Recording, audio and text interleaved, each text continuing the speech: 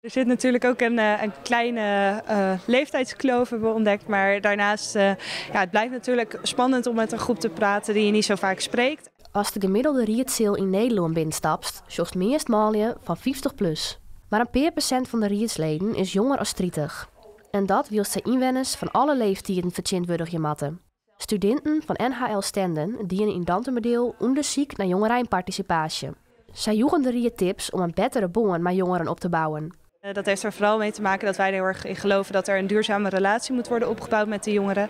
En dat eigenlijk bereikt kan worden door naar ze toe te bewegen, naar ze te luisteren, waar hun echte behoeftes liggen. En hoe de raad daar eigenlijk in kan voorzien. En dat ze daarmee eigenlijk ook een taak als volksvertegenwoordiger ietsje meer terugpakken dan dat misschien nu gebeurt. Bij name onderwerpen als wenjen, sport, onderwijs en evenementen blikken jongeren graag mooi praten te willen. Maar daar moeten zij wel die kongens krijgen. Ze hebben het dan wel eens over een kloof, op de Randstad en het platteland, maar dat is er eigenlijk ook gewoon al tussen jongeren en de politiek. Om die kloof te verliezen, joegen de studenten de rietsleden een bingo-kaart mee. Daarop staan opdrachten waarmee zij jongeren beter kennen leren kennen. De studenten werden positief verrast met de resultaten. Nou, ik heb er met 12 onbekende jongeren gesproken. Zo. Een groepje die waren aan het hangen bij de bibliotheek in Zwavensteinde. Ik zei, nou wat wil je hem nou eigenlijk?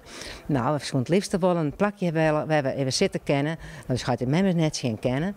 En dat een dakje boven hollen. Het hoeft net een hak, maar gewoon bij wijze van spreken een bushakje. De hingjongeren in de Westereen binnen al lange punt van discussie in Dantemardeel. De conclusie die gewoon rietsleden loeken is dat je zaken net voor jongeren invullen matten. Want die hebben weer haar eigen tinkwijze.